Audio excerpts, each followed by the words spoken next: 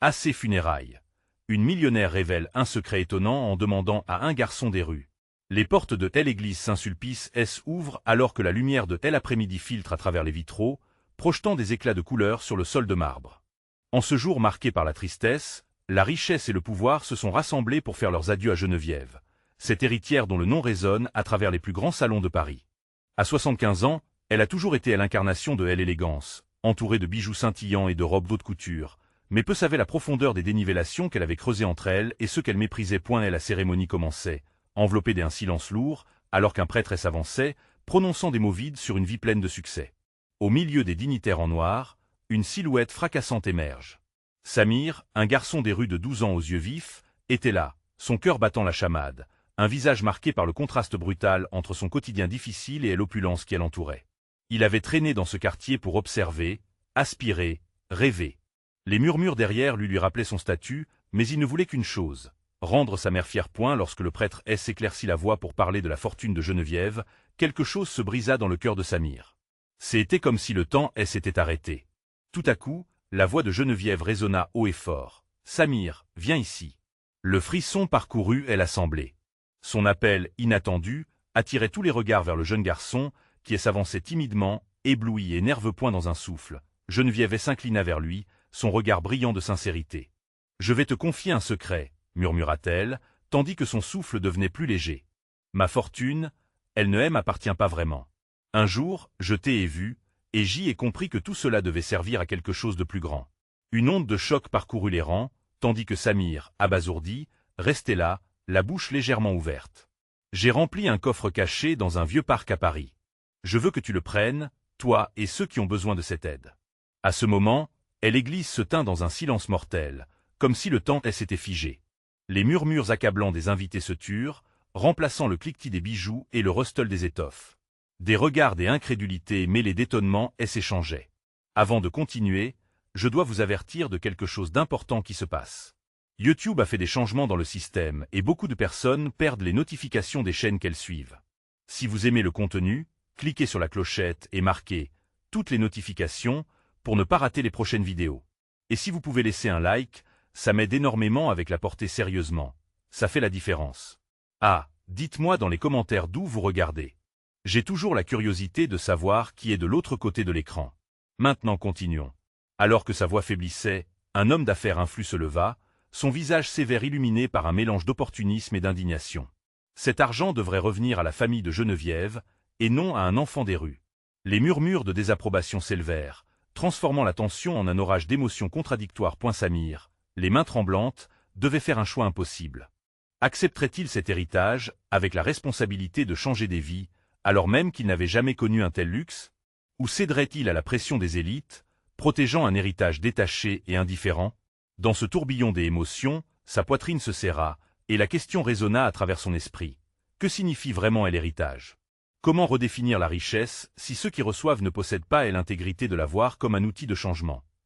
Alors que les pleurs de Geneviève se mêlaient aux murmures des convives, un souffle de vérité passa dans l'air. Que ferions-nous à la place de Samir? Lorsque le murmure des convives se calma enfin, une tension palpable flottait dans l'air. Samir, le cœur battant, leva les yeux vers Geneviève. Un sourire léger illuminait le visage ridé de l'héritière, teinté d'une mélancolie douce. Il réalisait, dans cet instant suspendu, que bien plus qu'un héritage en argent ou en biens matériels, c'était un héritage de valeur que Geneviève lui laissait. Et la voix du prêtre, à l'arrière-plan, continua de s'entremêler avec les échos des pensées de Samir. Il se revit aux abords du parc où il avait joué avec les autres enfants des rues, riant, même dans la pauvreté.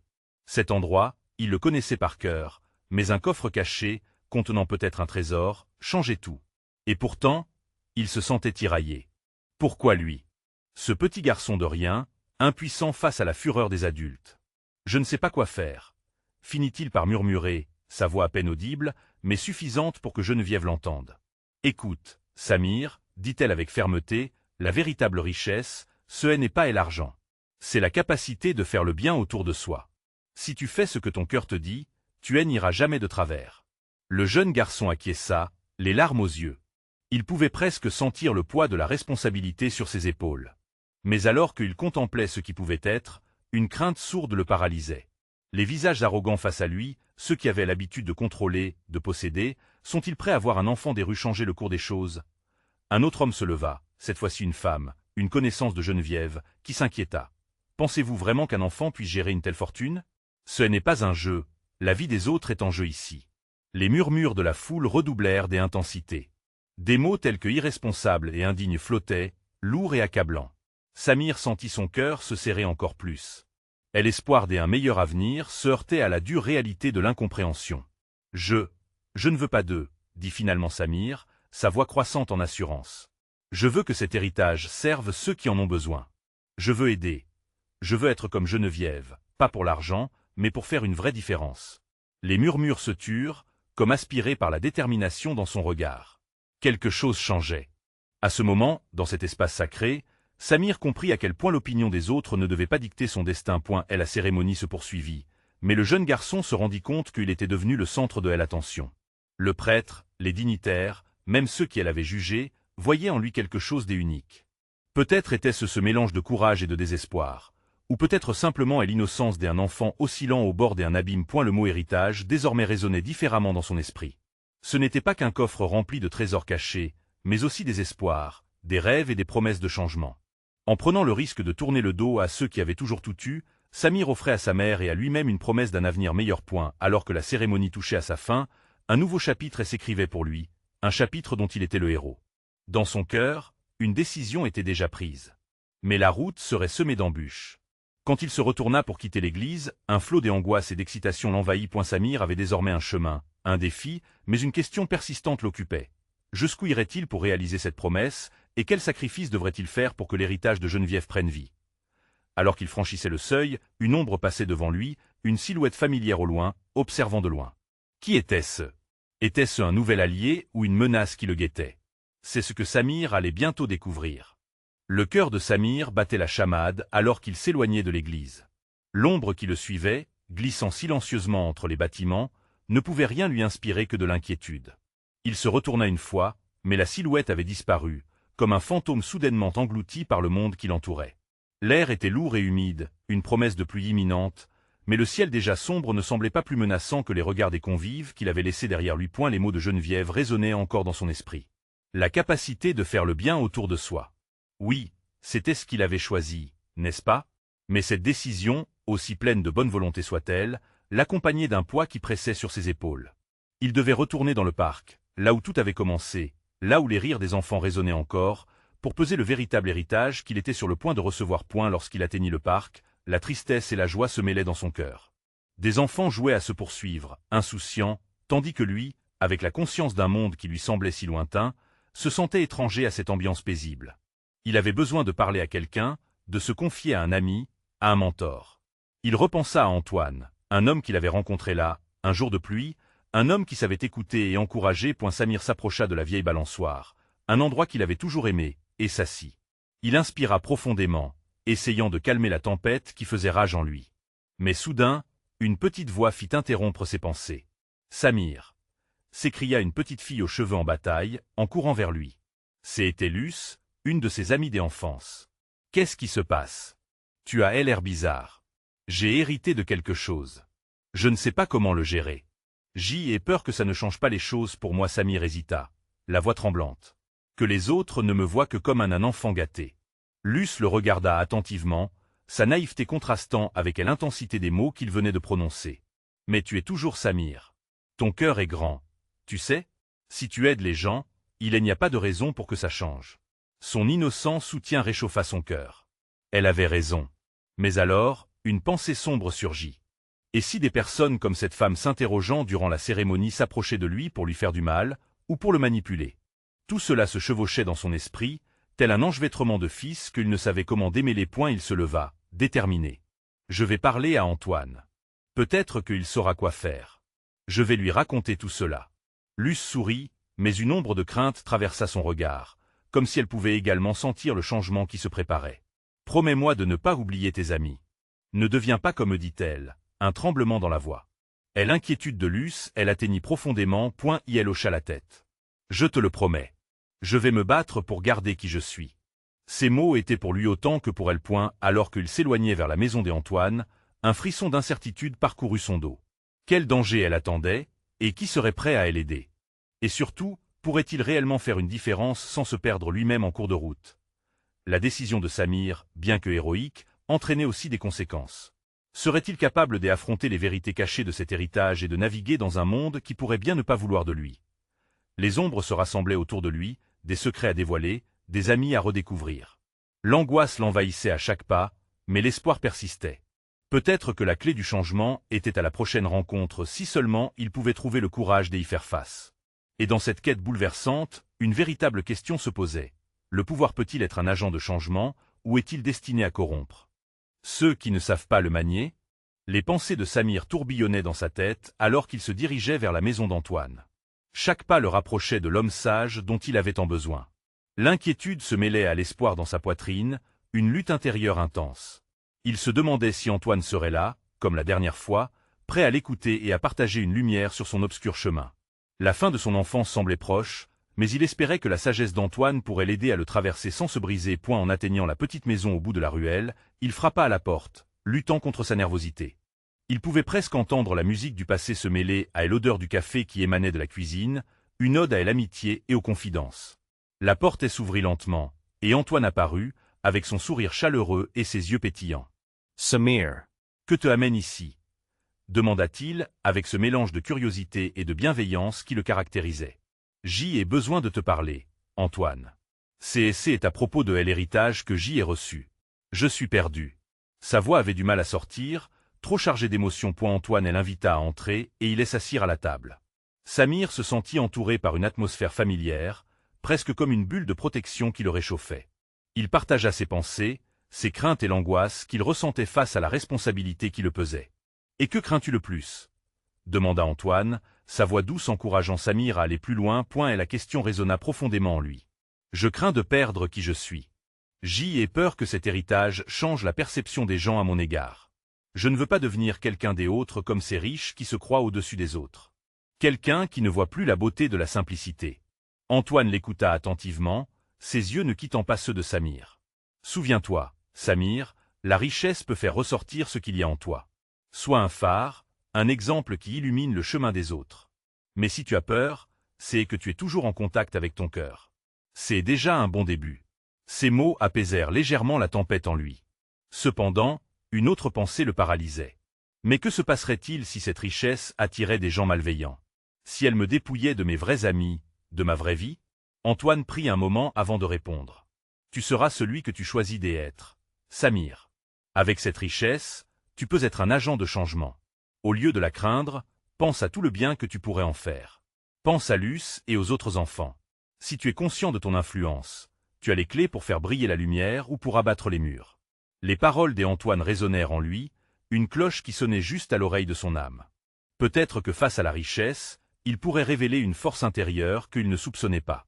Peut-être que sa véritable bataille ne serait pas seulement de conserver son identité, mais de l'utiliser comme une arme contre les injustices autour de lui. Avec un soupçon d'espoir, Samir partagea ses idées avec Antoine, expliquant comment il pourrait utiliser son héritage pour financer des projets éducatifs ou aider les défavorisés, des projets pour lesquels il se battait déjà en silence. Mais soudain, une ombre se glissa derrière la joie naissante. « Et si je faillis? Si je ne suis pas à la hauteur ?» Antoine lui tapota l'épaule. « Échouer fait partie du voyage. Ce qui compte, c'est d'apprendre, de rebondir. Tu ne seras jamais seul dans cette quête. Tu as des amis, des alliés qui te porteront, t'encourageront. Et n'oublie jamais, en t'ennuyant, en essayant de rester invisible, tu perds une opportunité précieuse d'aider les autres. » Au fur et à mesure que la conversation avançait, le stress de Samir commençait à se dissiper. Antoine avait cette manière de transformer les craintes en encouragement, de transformer la vulnérabilité en force. Mais alors qu'il remerciait Antoine pour ses paroles apaisantes, une question le hantait toujours. « Mais, si je ne peux pas faire ce qu'il faut, et si quelqu'un des autres s'en sert à mauvais escient ?» Les yeux d'Antoine brillèrent d'une sagesse profonde. Le pouvoir ne corrompt que ceux qui ne sont pas prêts à s'en préoccuper. Fais en sorte d'être ce changement, ce phare. Le reste viendra avec le temps. Alors qu'il quittait la maison d'Antoine, Samir se sentait à la fois léger et lourd.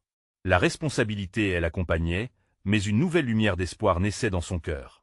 La route serait sinueuse, mais il ne voulait pas abandonner. Il devait aller de l'avant, affronter l'héritage qu'il appelait sans relâche. Mais une partie de lui craignait que son voyage ne soit pas aussi simple qu'il espérait. que la vérité qu'il découvrirait pourrait bien bouleverser tout ce qu'il pensait savoir sur lui-même. Quel chemin pourrait-il vraiment emprunter? À quel prix? Alors qu'il se dirigeait vers l'inconnu, une pensée persistait. Et si ce qu'il allait découvrir était bien plus grand que tout ce qu'il avait imaginé? Samir marcha dans la rue, l'esprit plein de réflexions et de questions sans réponse. Le jour commençait à décliner et les ombres s'allongeaient autour de lui, comme si elles voulaient souligner son incertitude. Il s'arrêta un instant sur un banc, laissant échapper un soupir lourd. La ville bourdonnait de vie, mais lui, il se sentait étrangement isolé dans cette foule. Et elle se remémorait les paroles d'Antoine, ce phare qui l'encourageait à voir la richesse comme une opportunité plutôt qu'une menace. Mais de nouveau, le doute s'immisça dans son esprit. Que savait-il vraiment des réalités de cette nouvelle vie? Il n'avait jamais été entraîné à naviguer dans les mondanités où l'argent dictait les relations, où les sourires cachent souvent des intentions obscures. Tout en réfléchissant, il aperçut Luce, la petite fille du quartier, jouant avec un vieux ballon. Sa joie était contagieuse, et cela lui rappela pourquoi il voulait changer les choses. Il se leva alors pour l'approcher, un sourire se dessinant sur son visage. « Luce !» s'exclama-t-il. La petite fille tourna la tête avec un éclat dans les yeux. « Samir, tu es de retour !» s'écria-t-elle en courant vers lui. Ils se mirent à discuter, Luce lui parlant de ses rêves, devenir enseignante, aider les autres, comme il avait essayé de le faire. Sa sincérité frappa Samir au cœur. « Tu sais, Luce, parfois, on peut avoir des moyens pour réaliser des rêves et changer des vies. C'est ce que je vais essayer de faire. » Les yeux de Luce s'illuminèrent. « J'y aimerais avoir un vrai livre. Pas ce qu'on jette. Je veux apprendre à lire. » Sa voix tremblait d'espoir et cela toucha Samir. Il lui promit qu'il ferait tout pour qu'elle ait quelque chose de nouveau, quelque chose qui pourrait l'aider à grandir, comme un vrai cahier d'exercices ou des livres d'histoire. Les mots d'Antoine dansaient encore dans son esprit, être un phare. Si seulement il pouvait être pour Luce une lumière dans l'obscurité de son enfance. Une idée vigoureuse commença à germer dans son esprit, il se souvint des projets dont Antoine avait parlé, des camps éducatifs, des bourses pour les enfants issus de milieux modestes. Pourquoi ne pas commencer quelque chose ici, dans son propre quartier? En soutenant l'éducation, il pourrait donner à des enfants comme Luce une chance de s'élever. « Est-ce que tu accepterais d'être ma première élève, Luce ?» demanda-t-il soudain, ses yeux pétillants d'enthousiasme. Elle hocha vivement la tête, l'émerveillement sur son visage l'emportant. « Oui, oui, je veux apprendre. » Ils se mirent à planifier ensemble des choses simples, rassembler des amis, des livres, quelques jeux éducatifs. Samir se sentait revivre, la peur transformée en espoir, son élan se recentrant autour des buts. Mais en même temps, une autre pensée le hantait encore, plus persistante que jamais. Si ces projets prenaient vie, que feraient ceux qui l'environnaient? Les visites des amis riches et influents l'inquiétaient, et le moment où il devrait admettre d'où venait son argent approchait. Que dirait-il? Comment réagirait-il à ces nouveaux idéaux? En quittant Luce ce soir-là, le cœur léger mais l'esprit tourmenté, Samir savait qu'il était au début d'un voyage tumultueux. Il avait trouvé une passion, un sens à sa richesse, mais cette décision pourrait provoquer de nombreuses tempêtes dans son entourage. Alors qu'il marchait vers chez lui, une nouvelle question le frappa. Et si son désir de faire le bien l'amenait à découvrir des vérités sur ses origines qui remettaient en cause tout ce qu'il pensait savoir? Les défis l'attendaient, et il devait se préparer aux tempêtes qui s'annonçaient. Qui seraient ses alliés, et qui seraient ses ennemis dans cette lutte pour un avenir meilleur? Le chemin n'était que le début d'une quête dangereuse, mais pour Samir, chaque pas comptait, chaque intention était une étincelle de changement. Et pendant qu'il réfléchissait à ces questions, une nouvelle ombre apparut dans sa vie, préparant un tournant imprévu dans son histoire. Samir rentra chez lui, la tête pleine de rêves et d'angoisse.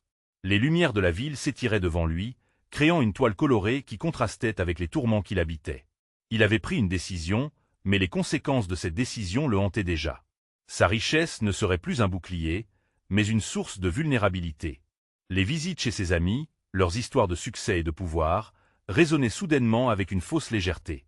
Assis à sa table, il commença à griffonner des idées pour son projet avec Luce. Des formations, des activités ludiques qui pourraient éveiller l'intérêt d'autres enfants. Les mots défilaient, mais la peur de la réaction de ses pairs revenait en force. S'il osait contredire leur monde fait de superficialité et de compétition? Deviendrait-il un paria ou, au contraire, trouverait-il des alliés inattendus? Le lendemain, en se réveillant, une détermination nouvelle habitait Samir. Il décida d'organiser une petite réunion pour rassembler des mots, des témoignages et des idées à partager. Il envoya des invitations aux familles du quartier, au-delà de celles qui faisaient partie de son cercle habituel. Ce jour-là, il savait que sa vie allait changer. Dans la cour, il s'exprimait avec passion, ses paroles résonnant dans l'air comme un écho d'espoir. Il parla d'éducation, de perspective, des opportunités de rêver et de réaliser des choses extraordinaires. Il vit des visages qui s'illuminaient, mais aussi quelques sourires sceptiques.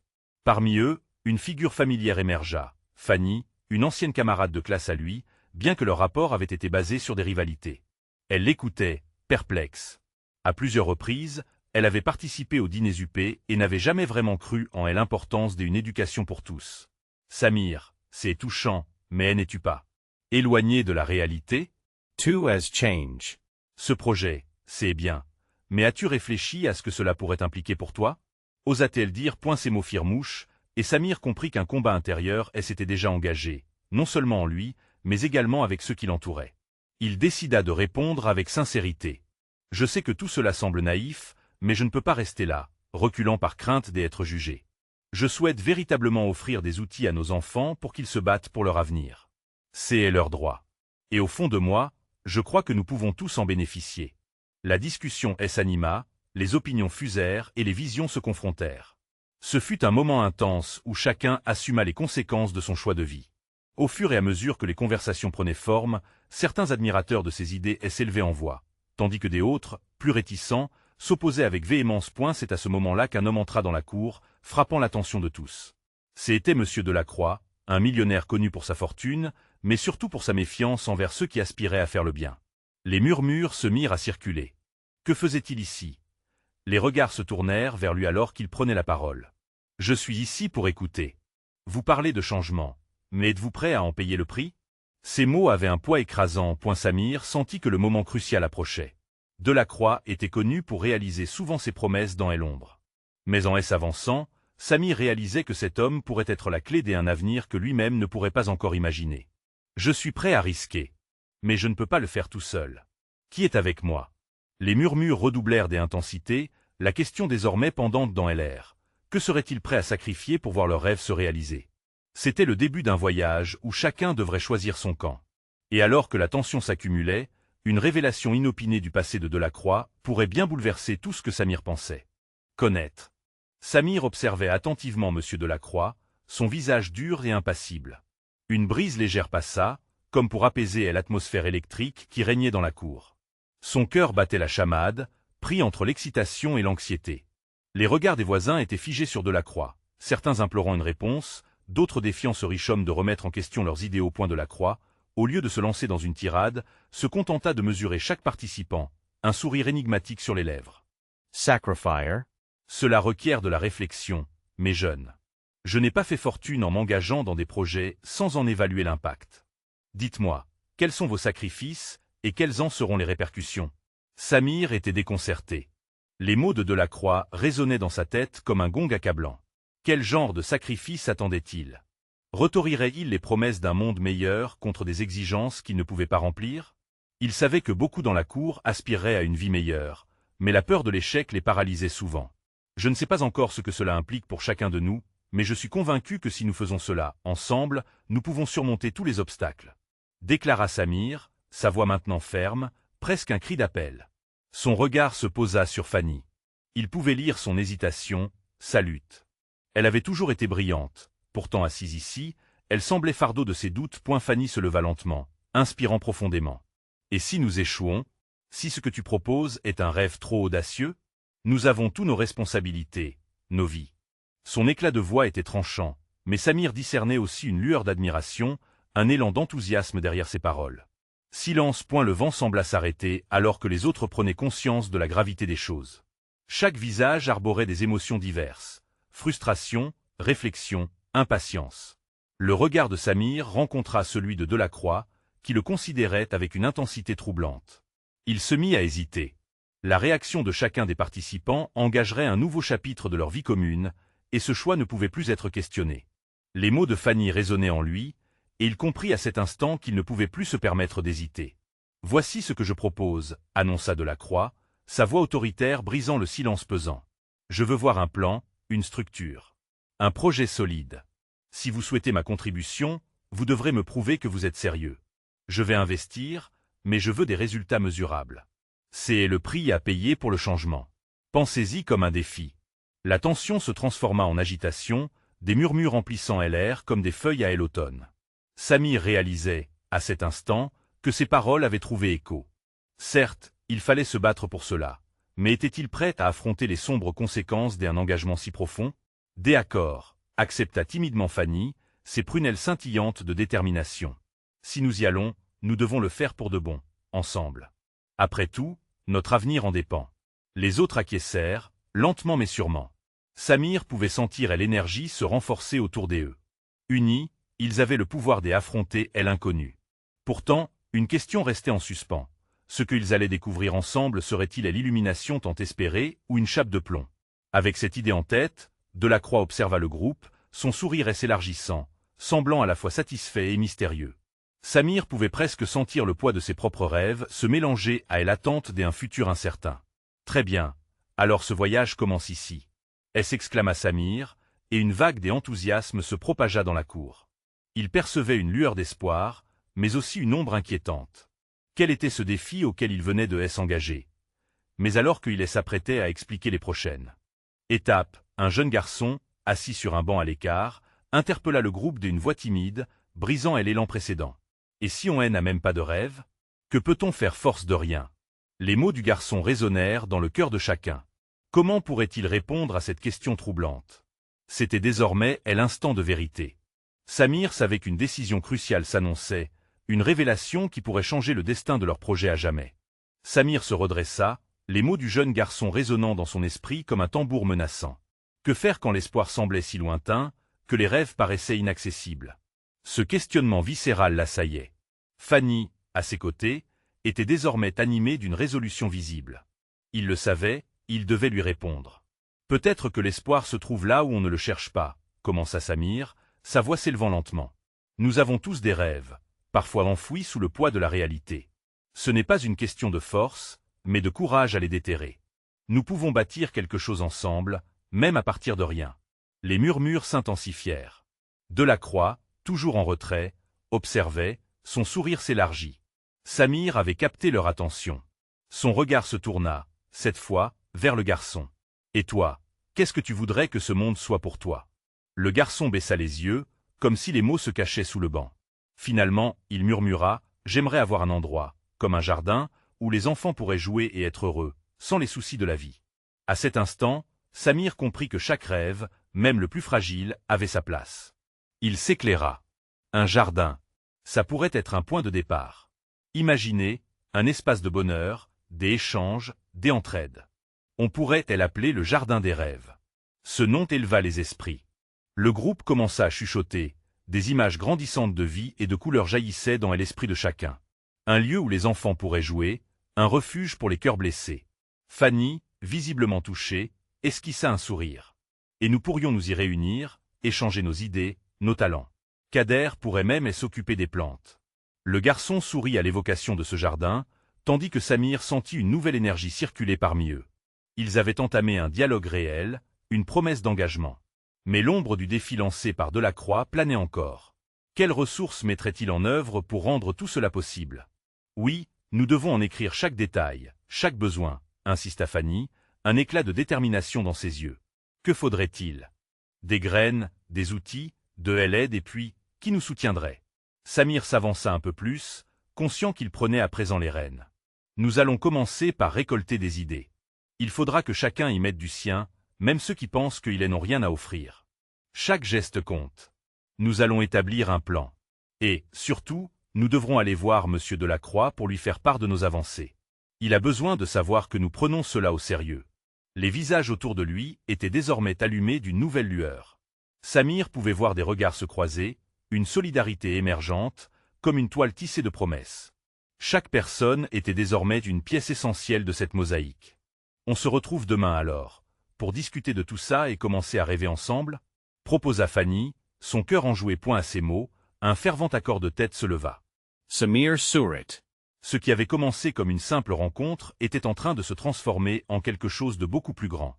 Les cris et rires d'enfants, l'odeur des fleurs, l'éclat d'une nouvelle vie, tout se dessinait dans le fond de leur imaginaire collectif. Tout à coup, une question le frappa en plein cœur. Et si Delacroix refusait ce projet? Que allait-il faire alors? Le ventre serré, il se força à balayer cette pensée. Ils avaient fait le premier pas, le lendemain serait crucial. La lumineuse silhouette de Fanny s'éloigna, lorsque Samir l'interpella de manière inattendue. « Tu penses que Delacroix sera là pour voir le potentiel de notre jardin? Je l'espère. Sinon, nous devrons le convaincre. Quel que soit le défi. » La nuit tombait déjà, et à l'aide d'une interrogation, une promesse, Samir se mit en marche, sentant que l'avenir de tous reposait désormais sur leurs épaules. La lumière du lendemain ne serait pas seulement celle du soleil, mais également celle de leurs rêves, flottant enfin dans l'air. C'était un début, mais suffirait-il pour fédérer tout ce dont ils avaient besoin? Tout en rejoignant sa maison, Samir s'interrogea sur le véritable prix de leurs rêves et sur les sacrifices qu'ils allaient devoir faire. L'écho de ses réflexions perdurait, lui promettant une épreuve ardue, mais pleine d'éclat d'espoir. Le moment de vérité approchait, et Samir savait que le jardin des rêves cachait encore bien des surprises. Comment réagirait leur mentor face à leur ardeur? Samir s'éveilla le lendemain avec une étrange excitation dans le ventre. Le soleil perçait à travers les volets, projetant des lueurs dorées sur les murs de sa chambre. C'était un nouveau jour, et avec lui, la promesse d'un avenir émaillé de rêves. Il se redressa, encore hanté par les mots du jeune garçon. Un jardin, répéta-t-il en lui-même, comme une formule magique. Elle se préparait pour cette rencontre avec Delacroix, et l'esprit déjà en ébullition. Chaque mot des autres, chaque murmure véhiculé dans l'air frais du matin alimentait son espoir. Et l'idée de rassembler les enfants, de créer ce havre de paix, devenait de plus en plus tangible. Mais une part de lui tremblait à l'idée de telle opposition du mentor. Que se passerait-il si ce qu'ils imaginaient était considéré comme une chimère? Il rejoignit le lieu de rendez-vous et prit le temps de balayer du regard ceux qui l'entouraient. Fanny était déjà là, ses yeux brillants de détermination. Ils échangèrent un sourire complice, comme si leur cœur battait à l'unisson. Des autres membres du groupe arrivaient lentement, et Samir sentit la tension monter, un mélange d'excitation et d'appréhension. « Avez-vous tous réfléchi à ce que nous allons dire ?» demanda Fanny, et s'adressant au groupe d'un ton encourageant. Les têtes acquiescèrent, mais Samir sentit une nervosité sous-jacente. Chacun d'eux avait une opinion, une vision de ce jardin. Mais qu'en pensait vraiment Delacroix? Le jeune homme s'imaginait déjà au banc des accusés, avouant leurs rêves, espérant qu'une étincelle d'approbation jaillisse dans les yeux du mentor. À leur fixer, Delacroix arriva. Sa stature imposante et son air sérieux créent une tension palpable. Samir le vit scruter le groupe, et il se mit à trembler légèrement. « Bien, que me vaut cette réunion ?» demanda-t-il d'une voix grave, cultivée par des années d'autorité. Fanny prit la parole la première, avec courage. « Nous avons une idée, monsieur Delacroix. Un projet qui pourrait apporter du bonheur aux enfants du quartier. Nous voulons créer un jardin, un espace où ils peuvent jouer, apprendre et grandir ensemble. » Le silence s'installa, et chaque battement de cœur semblait résonner contre les murs. Delacroix plissa les yeux, son expression neutre rendant chacun d'eux nerveux. « Un jardin ?» répéta-t-il, comme si le mot étranger prenait un poids énorme. Les autres échangèrent des regards incertains. « Oui, un jardin où les enfants seraient heureux. Un lieu des échanges et des entraides, » ajouta Samir, prenant courage à deux mains. « Nous avons pensé à tous les détails, à ce dont nous aurons besoin. » Delacroix leva une main pour interrompre le flot de paroles, son visage impassible. « Et où crois-tu que vous allez trouver les ressources nécessaires pour cela? Des plantations, des outils, de l'espace. Pensez-vous vraiment que cela soit réalisable ?» Sa question, une flèche en plein cœur. Et c'est à cet instant que la créativité collective du groupe s'est manifestée. Fanny, avec l'appui des autres, commença à énoncer toutes leurs idées. Un voisin pourrait donner des graines. Une association locale pourrait prêter des outils. Des autres pourraient simplement venir jardiner avec eux. Et l'enthousiasme s'installait, tissant une toile de résilience. À mesure que les propositions s'accumulaient, l'expression de Delacroix commençait à changer. Sa rigidité s'assouplissait, et un sourire imperceptible se dessina sur ses lèvres. « Je vois vous sembler avoir réfléchi à plus des aspects que je ne l'imaginais. Mais y a-t-il un endroit en tête ?» L'éclair dans les yeux de Samir se fit vive. « Oui. Nous avons pensé à l'espace derrière l'école, là où il y a des terres inexploitées. On pourrait très bien. Vous avez bien réfléchi, » coupa Delacroix en prenant un temps de pause. « Je vais vous donner une chance. Mais sachez que cela demandera énormément d'efforts. Êtes-vous prêt à vous engager pleinement ?» Un vent d'espoir balaya le groupe, tandis que chacun acquiesçait vigoureusement. Samir sentit. Les larmes de joie montaient dans ses yeux. Ils avaient fait le premier pas, et leur rêve prenait forme. Cependant, dans l'ombre de leur enthousiasme, une peur subsistait encore. Quelles seraient les véritables exigences à satisfaire? Alors que les premières paroles de parade s'échangeaient, une voix résonna à l'extérieur, quelque chose de lourd se tramait. La vie ne pouvait pas être si simple. Samir se tourna vers la rue, réalisant que d'autres défis les attendaient. Qui des autres pourrait s'opposer à leurs rêves? L'avenir résonnait en écho des incertitudes, mais l'étincelle d'espoir brillait déjà entre leurs mains. Quelle transformation serait nécessaire pour surpasser les dangers qui se profilaient à l'horizon? La lumière du matin brillait sur le parc, illuminant le terrain qu'ils avaient choisi pour réaliser leurs rêves. Samir, Fanny et les autres membres du groupe se tenaient là, le cœur battant d'excitation et d'angoisse. La promesse du jardin, du lieu d'échange et de bonheur, semblait à la fois proche et insaisissable. « Voici donc le jardin des rêves !» s'exclama Fanny, les yeux pétillants. Samir observa l'espace vide, les mauvaises herbes et les débris, et imagina déjà les rires des enfants remplissant l'air, les fleurs colorées éclatant en une symphonie de couleurs. Mais l'avertissement de Delacroix résonnait encore dans son esprit. Ils avaient une mission ardue à accomplir. « Nous devons être organisés, » dit Samir, déterminé. « Ne perdons pas de temps. Commençons par nettoyer ce terrain et établir un plan. » Les autres acquiescèrent d'un air sérieux. Les défis, n'allaient pas manquer. Ils allaient devoir convaincre les voisins de se joindre à eux, collecter des fonds, et surtout, garder la promesse d'un avenir meilleur. Samir se souvint des mots d'Antoine, comme un encouragement apaisant. « Tu peux être un agent de changement. » Les premiers jours furent difficiles. Ils convinrent de se retrouver tous les soirs après l'école pour travailler ensemble. Samir et Fanny prenaient les devants, motivant leurs amis à partager des idées, à rassembler de petits fonds et à collecter des fournitures. Petit à petit, le jardin commença à prendre forme. Des enfants affluèrent pour rendre ce lieu vibrant. Une semaine plus tard, alors qu'ils s'affairaient autour de ces rêves plantés dans la terre, une figure familière apparut. C'était Monsieur Delacroix, venant observer leur progrès. Samir sentit son cœur se contracter. La crainte d'échouer, de décevoir celui dont elle appui avait été si cruciale, le parcourut. « Je vois que vous avez bien travaillé, » déclara Delacroix, son ton mesuré, presque impassible. « Oui, monsieur, » répondit Samir, prenant son courage à deux mains. « Nous espérons que ce jardin apporte du bonheur à tous les enfants du quartier. » Delacroix hocha la tête, ses yeux scrutant le groupe, puis se dirigea vers la parcelle de terre où ils avaient planté les premières graines. Les sourires étaient des feux d'artifice de fierté, mais derrière eux, l'angoisse grandissait. « Je suis impressionné, » dit finalement Delacroix. « Le véritable défi est de garder cet élan. Vous devez préparer un plan, des activités, et continuer à motiver les enfants. C'est ce que j'attends de vous. » Samir comprit alors que la vraie responsabilité commençait maintenant. Il devait non seulement veiller à ce que le jardin soit un succès, mais également faire face à ses peurs. « Nous allons organiser des activités, des ateliers. Chaque enfant peut y apporter ses talents, » déclara-t-il avec assurance. Les jours se succédèrent, une danse d'excitation et de fatigue. Les enfants s'impliquaient, apprenant de nouvelles choses, redécouvrant le plaisir de jouer ensemble. Le jardin devenait peu à peu un sanctuaire de rêves. Les rires résonnaient, commençant à dissiper l'ombre pesante qu'avait laissée sa rencontre avec Delacroix. Mais alors que la joie s'installait, des murmures sur l'absence de certains parents circulaient. Samir apprit que des voix s'élevaient contre leur projet. « Qui ces enfants pensent-ils être ?»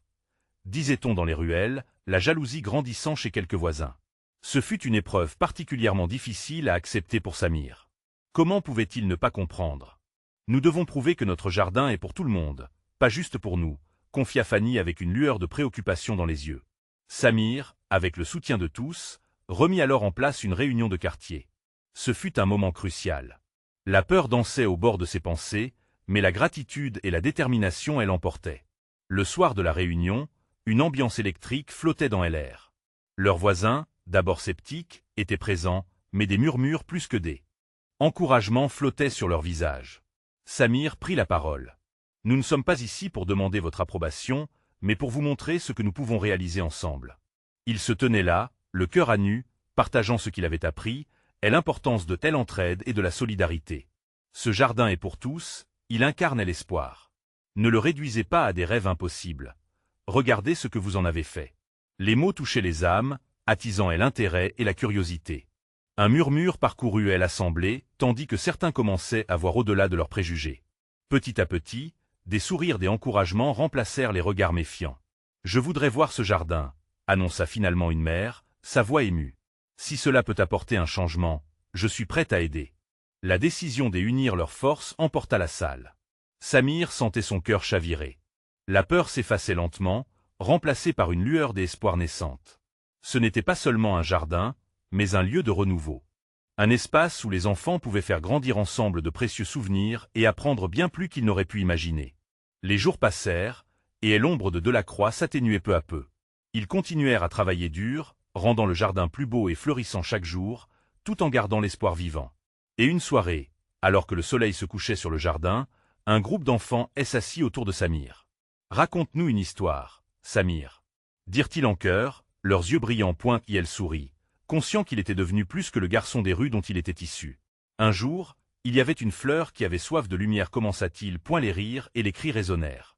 C'était ça, est l'héritage de Geneviève.